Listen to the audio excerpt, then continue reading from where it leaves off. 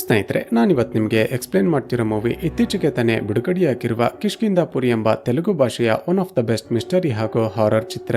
ಈ ಮೂವಿಯ ಕಾನ್ಸೆಪ್ಟ್ ಏನಂದ್ರೆ, ಚಿತ್ರದ ಹೀರೋ ಆಗಿರುವ ರಾಘವ, ಹೀರೋಯಿನ್ ಮೈಥಿಲಿ ಒಂದು ಗೋಸ್ಟ್ ವಾಕಿಂಗ್ ಟೂರ್ ಕಂಪನಿಯಲ್ಲಿ ಕೆಲಸ ಮಾಡ್ತಿರ್ತಾರೆ.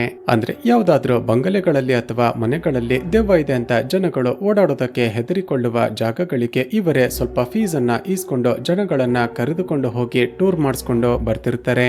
ಆದ್ರೆ ಟ್ವಿಸ್ಟ್ ಏನಂದ್ರೆ, ಹಲವಾರು ಬಂಗಲೆಗಳಲ್ಲಿ ಇವರೇ ದೆವ್ವ ಇದೆ ಅಂತ ಫೇಕ್ ಸೆಟಪ್ ಅನ್ನ ರೆಡಿ ಮಾಡಿ ಅಲ್ಲಿಗೆ ಬರುವ ಜನಗಳು ಹೆದರಿಕೊಳ್ಳುವ ಹಾಗೆ ಮಾಡ್ತಿರ್ತಾರೆ. ಆದ್ರೆ ಒಂದು ದಿನ ಬೇರೆ ದಾರಿ ಇಲ್ಲದೆ ಹಲವಾರು ವರ್ಷಗಳಿಂದ ನಿಜವಾಗಿಯೂ ಹಾಂಟೆಡ್ ಆಗಿರುವ ಸುವರ್ಣಮಾಯ ಎಂಬ ಒಂದು ಹಳೆಯ ರೇಡಿಯೋ ಸ್ಟೇಷನ್ ನ ಬಿಲ್ಡಿಂಗ್ ನ ಒಳಗಡೆ ಹೋಗಿ ಬಿಡುತ್ತಾರೆ. ಹೀಗೆ ಆ ಬಂಗಲೆಗೆ ಹೋಗಿ ವಾಪಸ್ ಬಂದ ನಂತರ ಒಬ್ಬೊಬ್ಬರೇ ಕಸ್ಟಮರ್ಗಳು ನಿಗೂಢವಾಗಿ ಸಾಯೋದಕ್ಕೆ ಶುರು ಮಾಡ್ತಾರೆ. ರಾಘವ ಹಾಗೂ ಮೈಥಿಲಿಗೆ ತುಂಬಾನೇ ಶಾಕ್ ಆಗಿ ಆ ಬಂಗಲೆಯ ಹಿಸ್ಟರಿಯನ್ನ ತಿಳಿದುಕೊಳ್ತಾ ಹೋದಾಗ ಶಾಕಿಂಗ್ಲಿ ಈ ಹಿಂದೆ ಕೂಡ ಆ ಬಂಗಲೆಯಲ್ಲಿ ಹಲವಾರು ಜನ ನಿಗೂಢವಾಗಿ ಕೊಲೆಯಾಗಿದ್ರು ಅಂತ ಗೊತ್ತಾಗುತ್ತೆ. ಸೊ ಚಿತ್ರದಲ್ಲಿ ಮುಂದೇನಾಯ್ತು? ಅಷ್ಟಕ್ಕೂ ಸುವರ್ಣಮಾಯ ಎಂಬ ಆ ರೇಡಿಯೋ ಸ್ಟೇಷನ್ ನಲ್ಲಿ ಈ ಹಿಂದೆ ನಡೆದದ್ದಾದ್ರೂ ಏನೋ? ಆ ಬಂಗಲೆಗೆ ಗೋಸ್ಟ್ ವಾಕಿಂಗ್ ಟೂರ್ಗೆ ಅಂತ ಹೋಗಿ ಬಂದ ನಂತರ ಒಬ್ಬೊಬ್ಬರೇ ಕಸ್ಟಮರ್ಗಳು ನಿಗೂಢವಾಗಿ ಹಾಗೂ ಭಯಾನಕವಾಗಿ ಸಾಯ್ತಿರೋದಾದ್ರೂ ಯಾಕೆ? ಹಾಗೂ ಚಿತ್ರ ಮುಂದುವರಿತಾ ಹೋದ ಹಾಗೆ ರಿವೀಲ್ ಆಗುವ ಲಿಟ್ರಲಿ ನಾವ್ಯಾರು ಕೂಡ ಗೆಸ್ಸೆ ಮಾಡಿರದ ಹಲವಾರು ಶಾಕಿಂಗ್ ಹಾಗೂ ಅನ್ಎಕ್ಸ್ಪೆಕ್ಟೆಡ್ ಟ್ವಿಸ್ಟ್ ಗಳಾದ್ರೂ ಏನೆಂಬುದನ್ನ ಈ ವಿಡಿಯೋದಲ್ಲಿ ನೋಡ್ತಾ ಹೋಗೋಣ. ಚಿತ್ರದ ಮೊದಲ ಸೀನ್ನಲ್ಲಿ 1989 ಕಿಷ್ಕಿಂಧಾಪುರಿ ಎಂಬ ಊರಿನಿಂದ ಸ್ವಲ್ಪ ದೂರ ಇರುವ ಸುವರ್ಣಮಾಯ ಎಂಬ ಒಂದು ಹಳೆಯ ರೇಡಿಯೋ ಸ್ಟೇಷನ್ ಅನ್ನ ನೋಡ್ತೀವಿ. ಆ ರೇಡಿಯೋ ಸ್ಟೇಷನ್ ಅಲ್ಲಿ ಕೆಲಸ ಮಾಡ್ತಿದ್ದ 6 ಜನ ನಾವು ಮಾಡಿರುವ ಕೆಲಸ ಯಾರಿಗಾದ್ರೂ ಗೊತ್ತಾದ್ರೆ ಏನ್ ಮಾಡೋದು ಅಂತ ತುಂಬಾನೇ ಹೆದರಿಕೊಂಡು ಮಾತನಾಡ್ತಿರ್ತಾರೆ. ಆ ಬಂಗಲೆಯ ಎಲ್ಲ ಕಿಟಕಿಗಳನ್ನ ಹಾಗೂ ಬಾಗಿಲುಗಳನ್ನ ಕ್ಲೋಸ್ ಮಾಡಿದ್ರು ಕೂಡ ಒಂದು ವಿಚಿತ್ರವಾದ ಪಕ್ಷಿ ಒಳಗಡೆ ಬರುತ್ತೆ. ಅದೇ ಸಮಯಕ್ಕೆ ಅಲ್ಲಿದ್ದ ಒಂದು ರೂಮ್ ನ ಒಳಗಡೆಯಿಂದ ಯಾರೋ ಅಳ್ತಿರುವ ರೀತಿ ವಿಚಿತ್ರವಾದ ಶಬ್ದ ಕೇಳಿಸೋ ಶುರುವಾಗುತ್ತೆ. ಎಲ್ಲರೂ ಹೆದರಿಕೊಂಡು ನಿಧಾನಕ್ಕೆ ಆ ರೂಮ್ ನ ಒಳಗಡೆ ಹೋಗಿ ನೋಡಿದಾಗ ಅಲ್ಲಿ ಚಿಕ್ಕ ಮಕ್ಕಳು ಬರೆಯೋ ರೀತಿ ಹಲವಾರು ಸಿಂಬಲ್ ಗಳು ಬರೆದಿರುತ್ತವೆ. ಅದರಲ್ಲಿ ನಮಗೆ ಒಂದು ಸ್ವಸ್ತಿಕ್ ಸಿಂಬಲ್ ಮಾತ್ರ ಅರ್ಥ ಆಗುತ್ತೆ. ಆದ್ರೆ ಆ ಸಿಂಬಲ್ ಸ್ವಲ್ಪ ಟಿಲ್ಟ್ ಆಗಿರುತ್ತೆ. ಇವರೆಲ್ಲ ಆ ಸಿಂಬಲ್ ಗಳನ್ನ ನೋಡ್ತಿರುವಾಗ ಇದ್ದಕ್ಕಿದ್ದ ಹಾಗೆ ಒಂದು ಅದೃಶ್ಯ ಶಕ್ತಿ ಇವರ ಮೇಲೆ ಅಟ್ಯಾಕ್ ಮಾಡೋದಕ್ಕೆ ಶುರು ಮಾಡುತ್ತೆ. ಅದೇ ಸಮಯಕ್ಕೆ ಬಂಗಲೆಯ ಪವರ್ ಆಫ್ ಆಗಿದ್ರು ಕೂಡ ಅಲ್ಲಿದ್ದ ರೇಡಿಯೋಗಳು ಆಟೋಮೆಟಿಕ್ ಆಗಿ ಆನ್ ಆಗಿ ಅದರ ಒಳಗಡೆಯಿಂದ ಒಬ್ಬಳ ಮಹಿಳೆಯ ವಾಯ್ಸ್ ಕೇಳಿಸೋದಕ್ಕೆ ಶುರುವಾಗುತ್ತೆ. ಆ ವಾಯ್ಸ್ ಇವರೆಲ್ಲರ ಹೆಸರುಗಳನ್ನ ಹೇಳಿ ಈ ಬಂಗಲೆಯ ರಹಸ್ಯ ಇವತ್ತು ಹೊರಗಡೆ ಬರುತ್ತೆ, ನೀವೆಲ್ಲರೂ ಕೂಡ ಸಾಯ್ತೀರಾ ಅಂತ ವಿಚಿತ್ರವಾಗಿ ನಗೋದಕ್ಕೆ ಶುರು ಮಾಡುತ್ತಾಳೆ.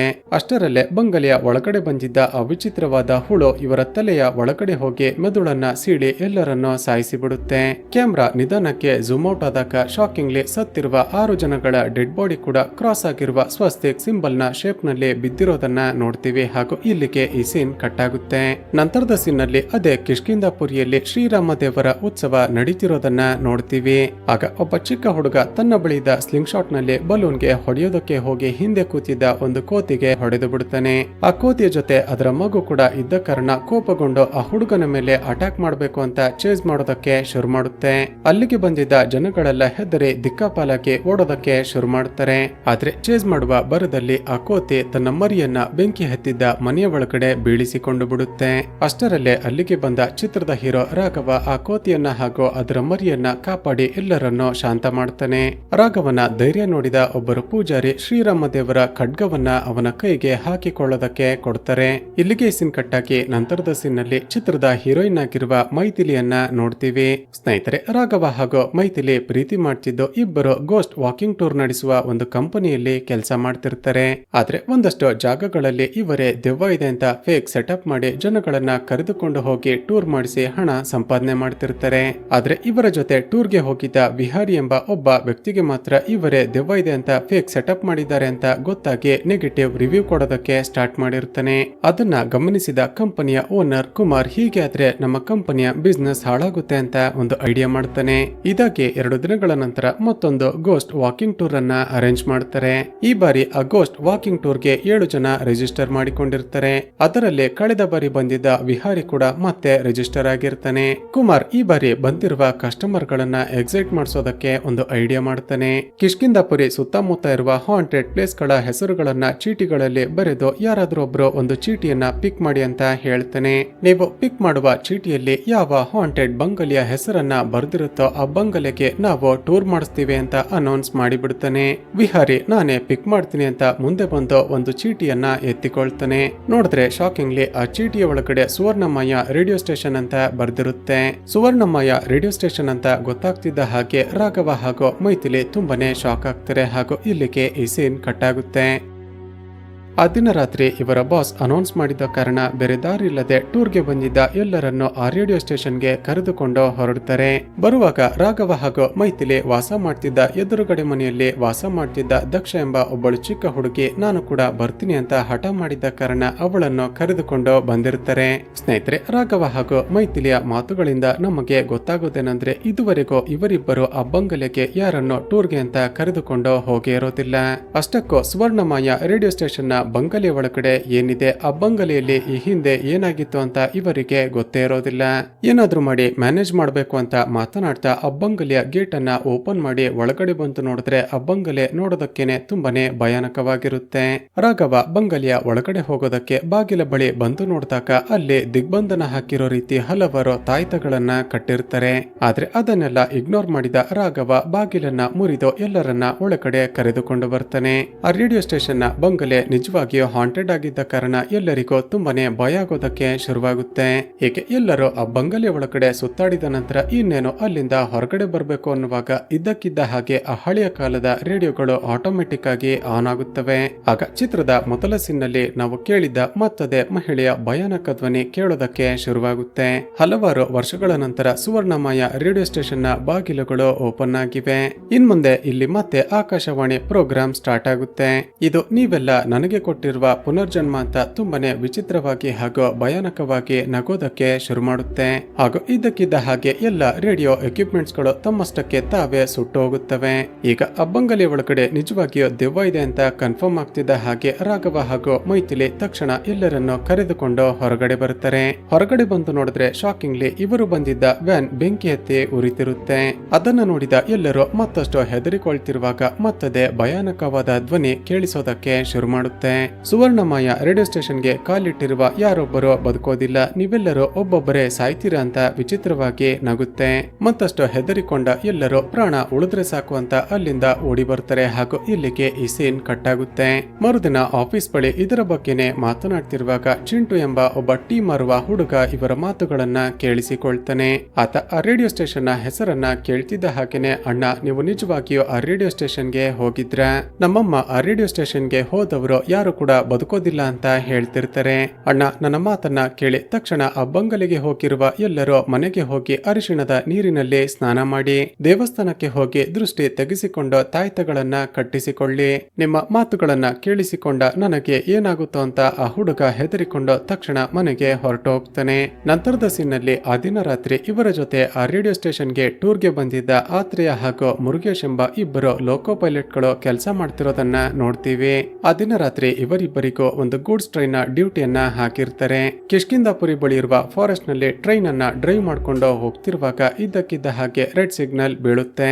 ತಕ್ಷಣ ಟ್ರೈನ್ ಅನ್ನ ಸ್ಟಾಪ್ ಮಾಡಿ ಗ್ರೀನ್ ಸಿಗ್ನಲ್ ಬೀಳ್ಲಿ ಅಂತ ಇಬ್ಬರು ಕಾಯ್ತಾ ನಿಂತಿರ್ತಾರೆ. ಆಗ ಇದ್ದಕ್ಕಿದ್ದ ಹಾಗೆ ಒಬ್ಬಳು ವಯಸ್ಸಾದ ಮುದುಕಿ ಪ್ರತ್ಯಕ್ಷ ಆಗಿ ಅಸಿಸ್ಟೆಂಟ್ ಬಳಿ ನನಗೆ ತುಂಬಾನೇ ಹೊಟ್ಟೆ ಹಸಿತಿದೆ, ನಿಮ್ಮ ಬಳಿ ತಿನ್ನೋದಕ್ಕೆ ಏನಾದ್ರೂ ಇದ್ರೆ ಕೊಡಿ ಅಂತ ಬೇಡ್ತಾಳೆ. ಮೊದಲಿಗೆ ಶಾಕ್ ಆದ ಅಸಿಸ್ಟೆಂಟ್ ತನ್ನ ಬಳಿದ ಟಿಫನ್ ಬಾಕ್ಸ್ ಅನ್ನ ಕೊಡೋದಕ್ಕೆ ಅಂತ ಕಿಟಕಿಯನ್ನ ಓಪನ್ ಮಾಡಿದಾಗ ಮುರುಗೇಶ್ಗೆ ಎಚ್ಚರವಾಗುತ್ತೆ. ಒಂದೇ ಸರಿ ಶಾಕ್ ಆದ ಮುರುಗೇಶ್ ತಕ್ಷಣ ಅಸಿಸ್ಟೆಂಟ್ ನ ಕೈಗಳನ್ನ ಒಳಗೆ ಎಳೆದುಕೊಂಡು ಆ ಕಿಟಕಿಯನ್ನ ಕ್ಲೋಸ್ ಮಾಡ್ತಾನೆ. ಏನಾಯ್ತು ಅಂತ ಕೇಳಿದಾಗ ನಿನ್ಗೆ ಸ್ವಲ್ಪನಾದ್ರೂ ಬುದ್ಧಿ ಇದೆಯಾ? ಯಾವ್ದಾದ್ರೂ ಮುದುಕಿ ಎಂಜಿನ್ ನ ಹೈಟ್ ಗೆ ಬಂದು ಊಟ ಕೊಡಿ ಅಂತ ಕೇಳೋದಕ್ಕೆ ಸಾಧ್ಯನಾ? ಇಲ್ಲಿಗೆ ಬಂದಿರೋದು ಮುದುಕಿಯಲ್ಲ, ಅದೊಂದು ದೆವ್ವ ಅಂತ ಹೇಳ್ತಾನೆ. ಹೆದರಿಕೊಂಡ ಅಸಿಸ್ಟೆಂಟ್ ತಕ್ಷಣ ಕೆಳಗಡೆ ನೋಡಿದಾಗ ಶಾಕಿಂಗ್ಲಿ ಮುದುಕಿ ಅಂದ್ರೆ ಆ ದೆವ್ವ ಗಾಳಿಯಲ್ಲಿ ತೇಲ್ತಿರುತ್ತೆ. ಈಗ ಸಿಗ್ನಲ್ ರೆಡ್ ಇದ್ರೂ ಪರವಾಗಿಲ್ಲ, ತಕ್ಷಣ ಎಂಜಿನ್ ಅನ್ನ ಸ್ಟಾರ್ಟ್ ಮಾಡೋ, ಮೊದಲು ಇಲ್ಲಿಂದ ಎಸ್ಕೇಪ್ ಆಗೋಣ ಅಂತ ಎಂಜಿನ್ ಅನ್ನ ಸ್ಟಾರ್ಟ್ ಮಾಡ್ತಾನೆ. ಅದೇ ಸಮಯಕ್ಕೆ ಶಾಕಿಂಗ್ಲಿ ಇವರ ಬಳಿದ ರೇಡಿಯೋದಲ್ಲಿ ಇವರು ಸುವರ್ಣಮಯ ರೇಡಿಯೋ ಸ್ಟೇಷನ್ಗೆ ಹೋದಾಗ ಒಂದು ಭಯಾನಕವಾದ ಮಹಿಳೆಯ ಧ್ವನಿ ಕೇಳಿತ್ತಲ್ವಾ? ಆ ಧ್ವನಿ ಕೇಳಿಸೋದಕ್ಕೆ ಶುರುವಾಗಿ ನಿಮ್ಮಿಬ್ಬರಿಗೂ ಇದೆ ಕೊನೆಯ ರಾತ್ರಿ, ನೀವಿಬ್ಬರು ಸಾಯ್ತೀರಾ ಅಂತ ವಿಚಿತ್ರವಾಗಿ ನಗೋದಕ್ಕೆ ಶುರು ಮಾಡುತ್ತೆ. ಈಗ ಸ್ಕ್ರೀನ್ ಬ್ಲಾಂಕ್ ಆಗಿ ಮುರುಗೇಶ್ ಹಾಗೂ ಆತ್ರೇಯ ಜೋರಾಗಿ ಕೂಗಾಡ್ತಿರುವ ಶಬ್ದ ಕೇಳುತ್ತೆ ಹಾಗೂ ಇಲ್ಲಿಗೆ ಈ ಸೀನ್ ಕಟ್ ಆಗುತ್ತೆ. ನಂತರದ ಸೀನ್ ನಲ್ಲಿ ಮರುದಿನ ಬೆಳಿಗ್ಗೆ ಇವರ ಜೊತೆ ಒಬ್ಬಳು ಚಿಕ್ಕ ಹುಡುಗಿ ರೇಡಿಯೋ ಸ್ಟೇಷನ್ಗೆ ಬಂದಿದ್ಲಲ್ವಾ. ಆಕೆ ಬರುವಾಗ ಅಲ್ಲಿ ಸಿಕ್ಕಿದ್ದ ಒಂದು ಪರ್ಸ್ ಅನ್ನ ತೆಗೆದುಕೊಂಡು ಬಂದಿರ್ತಾಳೆ. ಅಷ್ಟರಲ್ಲೇ ವಿಹಾರಿ ಕಾಲ್ ಮಾಡಿ ನಮ್ಮ ಜೊತೆ ಟೂರ್ಗೆ ಬಂದಿದ್ದ ಮುರುಗೇಶ್ ಹಾಗೂ ಆತ್ರೇಯ ಎಂಬ ಇಬ್ಬರು ಲೋಕೋ ಪೈಲಟ್ಗಳು ನಿಗೂಢವಾಗಿ ಸತ್ತು ಹೋಗಿದ್ದಾರೆ ಅಂತ ಇನ್ಫಾರ್ಮ್ ಮಾಡ್ತಾನೆ. ಅದನ್ನ ಕೇಳಿದ ರಾಘವ ಹಾಗೂ ಮೈಥಿಲಿಗೆ ಶಾಕ್ ಆಗಿ ಆ ಟೀ ಮಾರುವ ಹುಡುಗ ಹೇಳಿದ್ದು ನೆನಪಾಗುತ್ತೆ. ರಾಘವ ತಕ್ಷಣ ಸ್ಪಾಟ್ಗೆ ಹೋಗಿ ನೋಡಿದ್ರೆ ಶಾಕಿಂಗ್ಲಿ ಅವರಿಬ್ಬರ ಡೆಡ್ ಬಾಡಿ ಕೂಡ ಕ್ರಾಸ್ ಆಗಿರುವ ಸ್ವಸ್ತಿಕ್ ನ ಸಿಂಬಲ್ ರೀತಿ ಕಾಣಿಸ್ತಿರುತ್ತೆ. ತಕ್ಷಣ ಸ್ಥಳಕ್ಕೆ ಬಂದ ಪೊಲೀಸರು ಯಾರಾದ್ರೂ ಕೊಲೆ ಮಾಡಿದಾರ ಅಂತ ಇನ್ವೆಸ್ಟಿಗೇಷನ್ ಮಾಡ್ತಾರೆ. ಆದ್ರೆ ಯಾವುದೇ ಕ್ಲೂಗಳೇ ಸಿಗೋದಿಲ್ಲ. ಎಲ್ಲರೂ ಹೋದ ನಂತರ ರಾಘವ ಮತ್ತೊಮ್ಮೆ ಕ್ರೈಮ್ ಸ್ಪಾಟ್ಗೆ ಹೋಗಿ ಚೆಕ್ ಮಾಡ್ತಿದ್ದಾಗ ರೈಲ್ವೆ ಟ್ರ್ಯಾಕ್ ನ ಪಕ್ಕದಲ್ಲೇ ಒಂದು ಡೆಡ್ ಬಾಡಿಯನ್ನ ಹೂತು ಹಾಕಿ ಕೆಟ್ಟ ವಾಸನೆ ಬರ್ತಿರುತ್ತೆ. ಇವರನ್ನ ಅದೇವನೇ ಸಾಯಿಸಿರ್ಬಹುದಾ ಅಂತ ಯೋಚನೆ ಮಾಡ್ತಿರುವಾಗ ಅಲ್ಲಿಂದಲೇ ಸುವರ್ಣಮಾಯ ರೇಡಿಯೋ ಸ್ಟೇಷನ್ ನ ಟವರ್ ಕಾಣಿಸ್ತಿರುತ್ತೆ. ಈಗ ರಾಘವಕ್ಕೆ ಮತ್ತಷ್ಟು ಅನುಮಾನ ಜಾಸ್ತಿಯಾಗಿ ಯಾರಿಗೂ ಹೇಳದೆ ಆ ಬಂಗಲೆಯ ಒಳಗಡೆ ಬಂದು ಬಿಡುತ್ತಾನೆ. ಆಗ 1989ರ ಒಂದಷ್ಟು ಫೋಟೋಸ್ಗಳ ಜೊತೆ ಚಿತ್ರವಿಚಿತ್ರವಾಗಿರುವ ಸಿಂಬಲ್ಗಳು ಗೋಡೆಗಳ ಮೇಲೆ ಕಾಣಿಸುತ್ತವೆ. ಆ ಸಿಂಬಲ್ಗಳನ್ನ ನೋಡ್ತಿರುವಾಗ ಮುರುಗೇಶ್ ಹಾಗೂ ಆತ್ರೇಯನ ಡೆಡ್ ಬಾಡಿಗಳು ಬಿದ್ದಿದ್ದ ಸಿಂಬಲ್ ಅಂದ್ರೆ ಕ್ರಾಸ್ ಸ್ವಸ್ತಿಕ್ ರೀತಿಯ ಸಿಂಬಲ್ಗಳು ಗೋಡೆಗಳ ಮೇಲೆ ಬರ್ತಿರೋದನ್ನ ನೋಡ್ತಾನೆ. ಈಗ ರಾಘವ ತಕ್ಷಣ ಕಿಷ್ಕಿಂಧಾಪುರಿಯ ಗವರ್ಮೆಂಟ್ ಲೈಬ್ರರಿಗೆ ಹೋಗಿ 1989ರಲ್ಲಿ ಅಲ್ಲಿ ಏನಾಗಿತ್ತು ಅಂತ ಪತ್ತೆ ಮಾಡೋದಕ್ಕೆ ಪ್ರಯತ್ನ ಪಡ್ತಾನೆ. ಆಗಲೇ ಆ ರೇಡಿಯೋ ಸ್ಟೇಷನ್ ನಲ್ಲಿ ಕೆಲಸ ಮಾಡ್ತಿದ್ದ 6 ಜನ ನಿಗೂಢವಾಗಿ ಕೊಲೆಯಾಗಿ ಅವರ ಡೆಡ್ ಬಾಡಿಗಳು ಕೂಡ ಕ್ರಾಸ್ ಸ್ವಸ್ತಿಕ್ ನ ಸಿಂಬಲ್ ನಲ್ಲಿ ಸಿಕ್ಕಿದ್ವು ಅಂತ ಗೊತ್ತಾಗುತ್ತೆ. ಈಗ ಎಲ್ಲ ಕಡೆ ಕಾಣಿಸ್ತಿರುವ ಆ ಕ್ರಾಸ್ ಸ್ವಸ್ತಿಕ್ ನ ಅರ್ಥ ಆದ್ರೂ ಏನು ಅಂತ ಚೆಕ್ ಮಾಡ್ತಾನೆ. ಆಗಲೇ ಗೊತ್ತಾಗುತ್ತೆ ಆ ರೀತಿ ಕ್ರಾಸ್ ಆಗಿ ಸ್ವಸ್ತಿಕ್ ಅನ್ನ ಬರೆಯೋದು ಸೇಡು ಹಾಗೂ ದ್ವೇಷದ ಸಂಕೇತ ಅಂತ. ಅಷ್ಟರಲ್ಲೇ ಇವರ ಮನೆಯಲ್ಲಿದ್ದ ಹಳಿಯ ರೇಡಿಯೋದ ಒಳಗಡೆ ಶಾಕಿಂಗ್ಲಿ ಇವರು ಆ ರೇಡಿಯೋ ಸ್ಟೇಷನ್ಗೆ ಹೋದಾಗ ಕೇಳಿದ್ದ ಆ ಭಯಾನಕವಾದ ಮಹಿಳೆಯ ಧ್ವನಿ ಕೇಳಿಸೋದಕ್ಕೆ ಶುರುವಾಗುತ್ತೆ. ವಿಚಿತ್ರವಾಗಿ ನಗುತ್ತಾ ರೇಡಿಯೋ ಸ್ಟೇಷನ್ಗೆ ಬಂದಿದ್ದ 11 ಜನಗಳಲ್ಲಿ ಕೇವಲ ಇಬ್ಬರು ಮಾತ್ರ ಸತ್ತು ಹೋಗಿದ್ದಾರೆ. ಅಷ್ಟಕ್ಕೆ ಇಷ್ಟೆಲ್ಲ ಹೆದರಿಕೊಂಡಿದ್ದೀರಾ. ಉಳಿದ 9 ಜನರು ಕೂಡ ನಿಗೂಢವಾಗಿ ಸಾಯ್ತಾರೆ. ನನ್ನ ಮುಂದಿನ ಟಾರ್ಗೆಟ್ ವೀರಭದ್ರ ಅಂತ ಹೇಳಿ ಆ ರೇಡಿಯೋ ಆಟೋಮೆಟಿಕ್ ಆಗಿ ಆಫ್ ಆಗಿಬಿಡುತ್ತೆ. ಈಗ ವೀರಭದ್ರ ನೆಕ್ಸ್ಟ್ ಸಾಯ್ತಾನೆ ಅಂತ ಗೊತ್ತಾಗ್ತಿದ್ದ ಹಾಗೆ ರಾಘವ ಅವನನ್ನ ಕಾಪಾಡಬೇಕು ಅಂತ ಆತ ಕೆಲಸ ಮಾಡ್ತಿದ್ದ ಕನ್ಸ್ಟ್ರಕ್ಷನ್ ಕಂಪನಿ ಕಡೆ ಓಡಿ ಬರ್ತಾನೆ. ವೀರಭದ್ರ ಬಿಲ್ಡಿಂಗ್ ನ ಟಾಪ್ ಫ್ಲೋರ್ ನಲ್ಲಿ ಕೆಲಸ ಮಾಡ್ತಿರುವಾಗ ಇವನ ಹೆಂಡತಿಯ ರೂಪದಲ್ಲಿ ಕಾಣಿಸಿಕೊಂಡ ದೆವ್ವ ಮೇಲಿನಿಂದ ಕೆಳಗಡೆ ತಳ್ಳಿ ಸಾಯಿಸಿ ಬಿಡುತ್ತೆ. ರಾಘವ ಇನ್ನೇನು ಅಲ್ಲಿಗೆ ಬರೋಷ್ಟರಲ್ಲೇ ಆ ವ್ಯಕ್ತಿ ಇವನ ಕಣ್ಣ ಮುಂದೆನೆ ಸತ್ತು ಹೋಗ್ತಾನೆ. ಇಲ್ಲಿಗೆ ಸೀನ್ ಕಟ್ಟಾಕಿ ಮರುದಿನ ಬೆಳಿಗ್ಗೆ ರಾಘವ ಆ ರೇಡಿಯೋ ಸ್ಟೇಷನ್ ಬಗ್ಗೆ ತಮಗೆ ಹೇಳಿದ್ದ ಆ ಟೀ ಮರುವ ಹುಡುಗನ ಮನೆಯನ್ನ ಹುಡುಕಿಕೊಂಡು ಹೋಗ್ತಾನೆ. ಆ ಸುವರ್ಣಮಯ ರೇಡಿಯೋ ಸ್ಟೇಷನ್ ನ ಹೆಸರನ್ನ ಕೇಳ್ತಿದ್ದ ಹಾಗೇನೆ ಆ ಹುಡುಗನ ತಾಯಿ ತುಂಬಾನೇ ಹೆದರಿಕೊಳ್ಳೋದಕ್ಕೆ ಶುರು ಮಾಡ್ತಾಳೆ. ಆ ಬಂಗಲೆಯ ಒಳಗಡೆ ಹೋಗಿರುವ ಯಾರು ಕೂಡ ಬದುಕೋದಿಲ್ಲ, ನೀವು 11 ಜನ ಕೂಡ ಸತ್ತು ಹೋಗ್ತೀರಾ ಅಂತ ತುಂಬಾನೇ ಹೆದರಿಕೊಳ್ಳುತ್ತಾ ವಿಚಿತ್ರವಾಗಿ ಮಾತನಾಡ್ತಾಳೆ. ರಾಘವಗೆ ಏನು ಕೂಡ ಅರ್ಥವಾಗದೆ, ಮೇಡಮ್ ಏನ್ ಹೇಳ್ತಿದ್ದೀರಾ, ನನಗೆ ಏನು ಕೂಡ ಅರ್ಥವಾಗ್ತಿಲ್ಲ. ಅಷ್ಟಕ್ಕೂ ಆ ಬಂಗಲೆ ಒಳಗಡೆ ನಡೆದಿರೋದಾದ್ರೂ ಏನೋ. ಈಗಾಗಲೇ ನಮ್ಮ ಜೊತೆ ಟೂರ್ಗೆ ಬಂದಿದ್ದ 3 ನಿಗೂಢವಾಗಿ ಸತ್ತು ಹೋದ್ರು. ಹಲವಾರು ವರ್ಷಗಳ ಹಿಂದೆ ಅಂದ್ರೆ ನಾನು ಚಿಕ್ಕ ಹುಡುಗಿ ಇದ್ದಾಗ 6 ಜನ ಹುಡುಗರು ಈ ಊರಿಗೆ ರೇಡಿಯೋ ಸ್ಟೇಷನ್ ಸ್ಟಾರ್ಟ್ ಮಾಡ್ತೀವಿ ಅಂತ ಬಂದ್ರು. ಆ ರೇಡಿಯೋ ಸ್ಟೇಷನ್ಗೆ ಸುವರ್ಣಮಯ ಅಂತ ಹೆಸರಿಟ್ಟು ವಾಯ್ಸ್ ಓವರ್ ಆರ್ಟಿಸ್ಟ್ ಗಳನ್ನ ಕೂಡ ಹೈಯರ್ ಮಾಡಿದ್ರು. ಅವರು ಮೊದಲಿಗೆ ವೇದವತಿ ಎಂಬ ಒಬ್ಬಳು ಹುಡುಗಿಯನ್ನ ಹೈಯರ್ ಮಾಡಿದ್ರು. ಎಲ್ಲವೂ ಚೆನ್ನಾಗಿ ನಡೀತಿತ್ತು. ಆದ್ರೆ ಇದ್ದಕ್ಕಿದ್ದ ಹಾಗೆ ಒಂದು ರಾತ್ರಿ ಏನಾಯ್ತೋ ಗೊತ್ತಿಲ್ಲ, ಎಲ್ಲರೂ ಕೂಡ ನಿಗೂಢವಾಗಿ ಸತ್ತು ಹೋದ್ರು. ಅದಾದ ನಂತರ ಊರಿನ ಜನಗಳು ಆ ಬಂಗಲೆಯಲ್ಲಿ ದೆವ್ವ ಇದೆ ಅಂತ ಆ ಕಡೆ ಹೋಗೋದನ್ನೇ ಸ್ಟಾಪ್ ಮಾಡಿದ್ರು. ಆ ಬಂಗಲೆಯಲ್ಲಿ ಯಾರೋ ಇಲ್ಲದಿದ್ರು ಕೂಡ ರಾತ್ರಿ ಹೊತ್ತು ಯಾರೋ ರೇಡಿಯೋದಲ್ಲಿ ಮಾತನಾಡ್ತಿರುವ ರೀತಿ ಶಬ್ದಗಳು ಕೇಳಿಸೋದಕ್ಕೆ ಶುರುವಾದ್ವು. ಮತ್ತಷ್ಟು ಹೆದರಿಕೊಂಡ ಊರಿನ ಜನಗಳು ಸ್ವಾಮೀಜಿಗಳನ್ನ ಕರೆಸಿ ಆ ಬಂಗಲೆಗೆ ದಿಗ್ಬಂಧನ ಹಾಕಿಸಿ ಬಾಗಿಲನ್ನ ಲಾಕ್ ಮಾಡಿದ್ರು. ಅಂದಿನಿಂದ ಆ ಬಂಗಲೆಗೆ ಯಾರು ಕೂಡ ಹೋಗಿರ್ಲಿಲ್ಲ. ನೀವು ಹೋಗಿ ತುಂಬಾನೇ ದೊಡ್ಡ ತಪ್ಪನ್ನ ಮಾಡಿಬಿಟ್ರಿ ಅಂತ ಹೇಳ್ತಾಳೆ. ಈಗ ರಾಘವ ವಾಪಸ್ ಬಂದು ಆ ರೇಡಿಯೋ ಸ್ಟೇಷನ್ಗೆ ತನ್ನ ವಾಯ್ಸ್ ಕೊಡ್ತಿದ್ದ ವೇದವತಿ ಬಗ್ಗೆ ಚೆಕ್ ಮಾಡಿದಾಗ 1989ರಲ್ಲೇ ಆಕೆ ಕೂಡ ಆತ್ಮಹತ್ಯೆ ಮಾಡಿಕೊಂಡು ಸತ್ತು ಹೋಗಿದ್ಲು ಅಂತ ಗೊತ್ತಾಗುತ್ತೆ. ಈಗ ರಾಘವ ಉಳಿದಿರುವ 9 ಜನಗಳಲ್ಲಿ ನೆಕ್ಸ್ಟ್ ಯಾರು ಸಾಯ್ಬಹುದು ಅಂತ ಚೆಕ್ ಮಾಡಿದಾಗ ಒಂದು ಪ್ಯಾಟರ್ನ್ ಅನ್ನ ಪತ್ತೆ ಮಾಡ್ತಾನೆ. ಅದೇನಂದ್ರೆ ಆ ಬಂಗಲೆಯ ಡೋರ್ ಅನ್ನ ಓಪನ್ ಮಾಡಿ ಯಾರೋ ಮೊದಲಿಗೆ ಒಳಗಡೆ ಹೋಗಿದ್ರು ಅವರೇ ಮೊದಲಿಗೆ ಸತ್ತಿರ್ತಾರೆ. ಅದರ ಪ್ರಕಾರ ನೆಕ್ಸ್ಟ್ ಇವರ ಜೊತೆ ಆ ಬಂಗಲೆಗೆ ಬಂದಿದ್ದ ಆ ಚಿಕ್ಕ ಹುಡುಗಿ ಸಾಯ್ತಾಳೆ. ರಾಘವ ಆ ಹುಡುಗಿಯನ್ನ ಹೇಗಾದ್ರೂ ಮಾಡಿ ಕಾಪಾಡ್ಬೇಕು ಅಂತ ಆಕೆ ಮನೆಗೆ ಬರೋಷ್ಟರಲ್ಲಿ ದೆವ್ವ ಆಕೆ ಮೇಲೆ ಅಟ್ಯಾಕ್ ಮಾಡ್ತಿರುತ್ತೆ. ಕೊನೆಗೂ ರಾಘವ ಮನೆಯ ಕಿಟಕಿಯನ್ನ ಮುರಿದು ಒಳಗಡೆ ಹೋಗಿ ಆ ಹುಡುಗಿಯನ್ನ ಕಾಪಾಡ್ತಾನೆ. ಆ ಹುಡುಗಿ ಅಳುತ್ತಾ ನನ್ನ ಮೇಲೆ ಅಟ್ಯಾಕ್ ಮಾಡಿದ್ದು ಇವರೇ ಅಂತ ತಾನು ಆ ಬಂಗಲೆಯಿಂದ ತಂದಿದ್ದ ಪರ್ಸ್ ನಲ್ಲಿ ಒಂದು ಫೋಟೋ ಇರುತ್ತೆ, ಅದನ್ನ ತೋರಿಸ್ತಾಳೆ. ಆ ಫೋಟೋ ನೋಡಿದ ರಾಘವಗೆ ತುಂಬಾನೇ ಶಾಕ್ ಆಗುತ್ತೆ. ನಂತರ ತಮ್ಮ ಜೊತೆ ಟೂರ್ಗೆ ಬಂದಿದ್ದ ಎಲ್ಲರನ್ನು ಮತ್ತೆ ಆ ರೇಡಿಯೋ ಸ್ಟೇಷನ್ ನ ಬಂಗಲೆ ಬಳಿ ಕರೆದುಕೊಂಡು ಹೋಗ್ತಾನೆ. ಆ ಬಂಗಲೆಗೆ ಹೋಗಿದ್ದಾಗ ಇವರು ಎಲ್ಲರೂ ಒಂದೊಂದು ರೇಡಿಯೋವನ್ನ ತೆಗೆದುಕೊಂಡು ಬಂದಿರುತ್ತಾರೆ. ತಕ್ಷಣ ಆ ಎಲ್ಲ ರೇಡಿಯೋಗಳಿಗೆ ಬೆಂಕಿ ಇಡ್ತಾನೆ. ನಂತರ ಆ ಹುಡುಗಿ ಕೊಟ್ಟಿದ್ದ ಪರ್ಸ್ ನಲ್ಲಿದ್ದ ಒಬ್ಬ ಹುಡುಗನ ಫೋಟೋವನ್ನ ಹೊರಗಡೆ ತೆಗಿತಾನೆ. ನಿನಗೆ ನಿಜವಾಗಿಯೂ ಸಾಯಿಸ್ಬೇಕು ಅಂತಿದ್ರೆ ನನ್ನನ್ನ ಸಾಯಿಸೋ, ಇವರನ್ನೆಲ್ಲ ಬಿಟ್ಟು ಬಿಡು. ಸ್ನೇಹಿತರೆ, ಈಗ ರಿವೀಲ್ ಆಗುವ ಟ್ವಿಸ್ಟ್ ಏನಂದ್ರೆ ಆ ಬಂಗಲೆಯ ಒಳಗಡೆ ಇರೋದು ಹುಡುಗಿಯ ದೆವ್ವ ಅಲ್ಲ, ಬದಲಿಗೆ ಒಬ್ಬ ಹುಡುಗನ ದೆವ್ವ. ಆದ್ರೆ ಆ ಹುಡುಗನ ಧ್ವನಿ ಹುಡುಗಿ ರೀತಿ ಇದ್ದ ಕಾರಣ ನಾವೆಲ್ಲ ಅದು ಹುಡುಗಿಯ ದೆವ್ವ ಅಂತ ಅಂದುಕೊಂಡಿದ್ವಿ. ಹೀಗೆ ಮಾತನಾಡ್ತಾ ರಾಘವಗೆ ತುಂಬಾನೇ ಕೋಪ ಬಂದು, ನೀನು ಗಂಡಸಾಗಿದ್ರೆ ನನ್ನ ಮುಂದೆ ಬಾ, ನೀನು ಮಾಡ್ತಿರುವ ಕೆಲಸ ಒಬ್ಬಳು ಹುಡುಗಿಯ ಕೆಲಸ ಅಂತ ಬೈದು ಬಿಡ್ತಾನೆ. ಈಗ ಚಿತ್ರದಲ್ಲಿ ಮೊದಲ ಬಾರಿಗೆ ಇವರ ಮುಂದೆ ಆ ಭಯಾನಕವಾಗಿರುವ ಪ್ರೇತಾತ್ಮ ಪ್ರತ್ಯಕ್ಷವಾಗುತ್ತೆ. ಮತ್ತೆ ವಿಚಿತ್ರವಾಗಿ ನಗುತ್ತಾ, ನನಗೆ ಚಾಲೆಂಜ್ ಮಾಡ್ತೀಯಾ, ಉಳಿದಿರುವ ಯಾರು ಕೂಡ ಬದುಕೋದಿಲ್ಲ ಅಂತ ಹೇಳಿ ಅಲ್ಲಿಂದ ಮಾಯ ಆಗುತ್ತೆ. ಈಗ ರಾಘವ ತಕ್ಷಣ ಆ ವೇದವತಿ ಯಾರು ಅಂತ ಪತ್ತೆ ಮಾಡೋದಕ್ಕೆ ಪೊಲೀಸ್ ಸ್ಟೇಷನ್ಗೆ ಹೋಗಿರ್ತಾನೆ. ಆಗ ಸಡನ್ ಆಗಿ ಹೊರಗಡೆ ಟ್ರಾನ್ಸ್ಫಾರ್ಮರ್ ಬ್ಲಾಸ್ಟ್ ಆಗಿ ಎಲ್ಲ ಪೊಲೀಸರು ಹೊರಗಡೆ ಹೋದಾಗ ಇವನ ಮೇಲೆ ಆ ದೆವ್ವ ಅಟ್ಯಾಕ್ ಮಾಡೋದಕ್ಕೆ ಶುರು ಮಾಡುತ್ತೆ. ರಾಘವ ತನ್ನ ಬಳಿದ್ದ ಟಾರ್ಚ್ ಅನ್ನ ಅದಕ್ಕೆ ಹಿಡಿತಿದ್ದ ಹಾಗೆ ಹೆದರಿಕೊಂಡ ಆ ದೆವ್ವ ಅಲ್ಲಿಂದ ಮಾಯ ಆಗುತ್ತೆ. ಹಾಗಾದ್ರೆ ಬೆಳಕನ್ನ ಕಂಡ್ರೆ ಆ ದೆವ್ವ ಹೆದರಿಕೊಳ್ಳುತ್ತೆ ಅಂತ ಇವರಿಗೆ ಕನ್ಫರ್ಮ್ ಆಗುತ್ತೆ. ಪೊಲೀಸರು ವಾಪಸ್ ಬಂದ ನಂತರ ಅವರ ಬಳಿ ವೇದವತಿಯ ಮನೆಯ ಅಡ್ರೆಸ್ ಅನ್ನ ಕಲೆಕ್ಟ್ ಮಾಡಿಕೊಂಡು ಮನೆಗೆ ಹೋಗಿ ಅವಳ ತಂದೆ ತಾಯಿಯನ್ನ ವಿಚಾರಿಸ್ತಾರೆ. ಆದ್ರೆ ಅವರಿಗೂ ಕೂಡ ತಮ್ಮ ಮಗಳು ಯಾಕೆ ಆತ್ಮಹತ್ಯೆ ಮಾಡಿಕೊಂಡಿದ್ಲು ಅಂತ ಇದುವರೆಗೂ ಗೊತ್ತಾಗಿರೋದಿಲ್ಲ. ನಂತರ ವೇದವತಿ PUC ಓದ್ತಿರುವಾಗ ಅವಳು ತಮ್ಮ ಕ್ಲಾಸ್ಮೇಟ್ಸ್ ಗಳ ಜೊತೆ ತೆಗೆಸಿಕೊಂಡಿರುವ ಒಂದು ಗ್ರೂಪ್ ಫೋಟೋ ಸಿಗುತ್ತೆ. ಆ ಫೋಟೋದಲ್ಲಿ ಇವನ ಮೇಲೆ ಅಟ್ಯಾಕ್ ಮಾಡಿದ್ದ ಆ ದೆವ್ವ ಅಂದ್ರೆ ಆ ಹುಡುಗ ಕೂಡ ಇರ್ತಾನೆ. ಆ ಹುಡುಗ ಯಾರು ಅಂತ ವಿಚಾರಿಸ್ತಾನೆ. ಆದ್ರೆ ವೇದವತಿಯ ತಂದೆಗೆ ಆ ಹುಡುಗ ಯಾರು ಅಂತ ಸರಿಯಾಗಿ ಗೊತ್ತಿರೋದಿಲ್ಲ.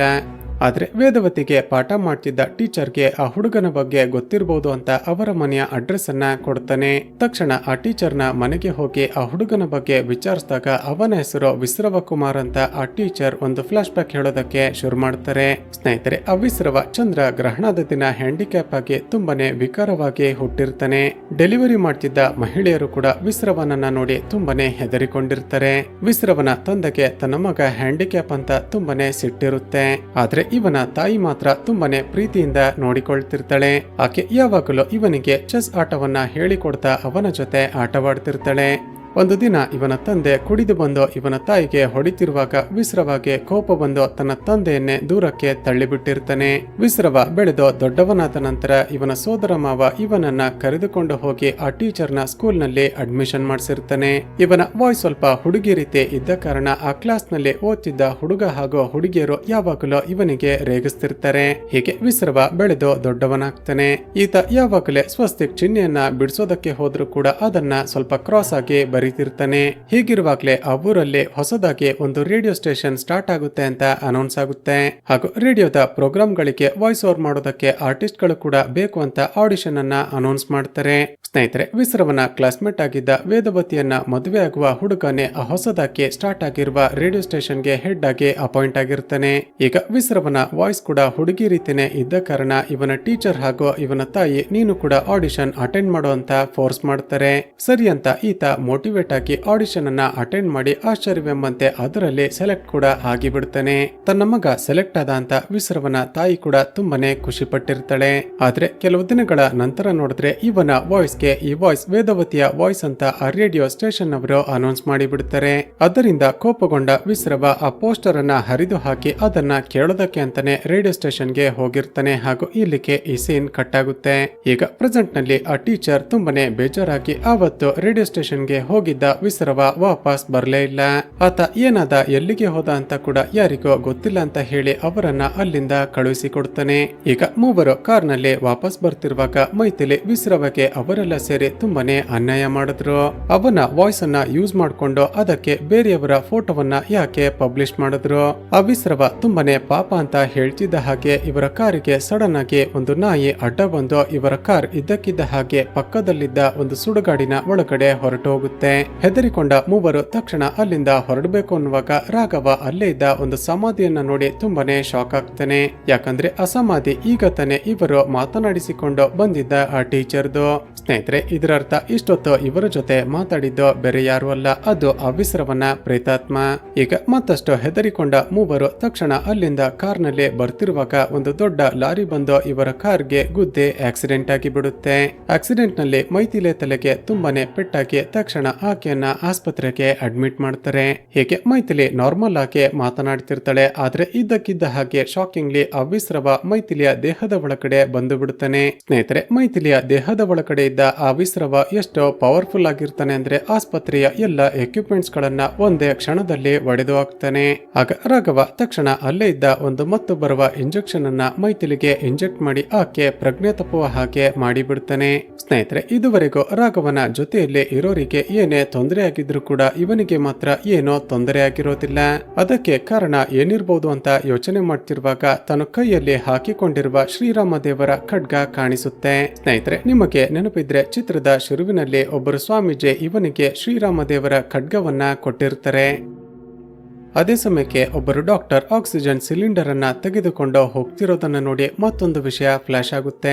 ಅದೇನಂದ್ರೆ ಆ ದಿನ ಇವರು ಬಂಗಲೆಗೆ ಹೋಗಿದ್ದಾಗ ಅಲ್ಲಿ ಒಂದಷ್ಟು ಸಿಲಿಂಡರ್ ಗಳನ್ನ ನೋಡಿರ್ತಾರೆ. ತಕ್ಷಣ ಆ ಸಿಲಿಂಡರ್ ನ ಮೇಲೆ ಬರ್ತಿದ್ದ ಫ್ಯಾಕ್ಟರಿಯ ಹೆಸರನ್ನ ಪತ್ತೆ ಮಾಡಿ ಅಲ್ಲಿಗೆ ಹೋಗಿ ಚೆಕ್ ಮಾಡ್ತಾನೆ.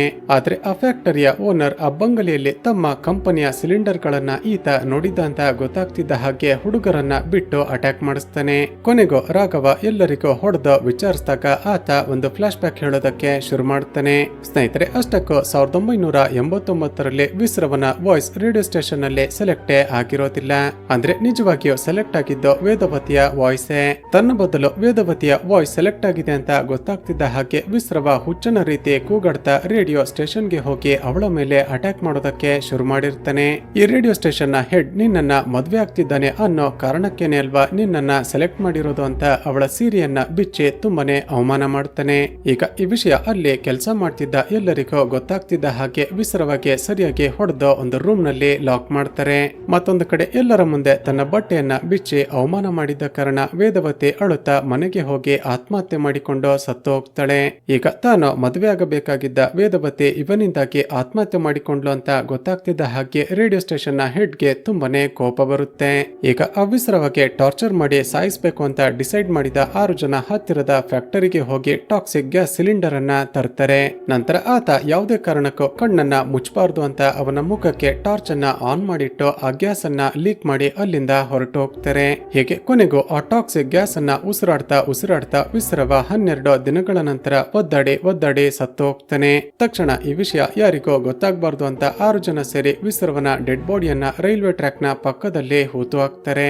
ಸ್ನೇಹಿತರೆ, ಇದಾದ ನಂತರವೇ ಆ ವಿಸ್ರವನ ಪ್ರೇತಾತ್ಮ 6 ಜನಗಳನ್ನು ಭೀಕರವಾಗಿ ಕೊಲೆ ಮಾಡಿರುತ್ತೆ. ಈಗ ಪ್ರೆಸೆಂಟ್ ನಲ್ಲಿ ರಾಘವ ಸರಿ ಅವಿಸ್ರವನ ತಾಯಿಗ ಎಲ್ಲಿದ್ದಾಳೆ ಅಂತ ಕೇಳಿದಾಗ ಒಂದು ಶಾಕಿಂಗ್ ಟ್ವಿಸ್ಟ್ ರಿವೀಲ್ ಆಗುತ್ತೆ. ಸ್ನೇಹಿತರೆ, ವಿಸ್ರವನ ಡೆಲಿವರಿ ಆಗುವಾಗ್ಲೇ ಅವನ ತಾಯಿ ಸತ್ತೋಗಿರ್ತಾಳೆ.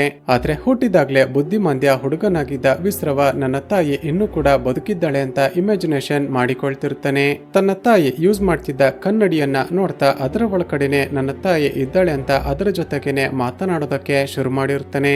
ಒಂದು ದಿನ ಇವನ ತಂದೆ ಆ ಕನ್ನಡಿಯನ್ನ ಮನೆಯಿಂದ ಹೊರಗಡೆ ಎಸೆದಾಗ ಕೋಪಗೊಂಡ ವಿಸ್ರವ ತನ್ನ ತಂದೆಗೇನೆ ಚಾಕುವಿನಿಂದ ಚುಚ್ಚಿ ಭೀಕರವಾಗಿ ಸಾಯಿಸಿ ಬಿಡುತ್ತಾನೆ.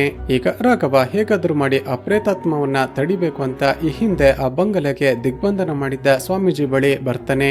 ಈಗ ಸ್ವಾಮೀಜಿ ರಾಘವನ ಕೈಯನ್ನ ಟಚ್ ಮಾಡ್ತಿದ್ದ ಹಾಗೇನೆ ಆ ದಿನ ರಾತ್ರಿ ಬಂಗಲೆಯ ಒಳಗಡೆ ಏನ್ ನಡೀತು ಅಂತ ತಿಳಿದುಕೊಳ್ತಾರೆ.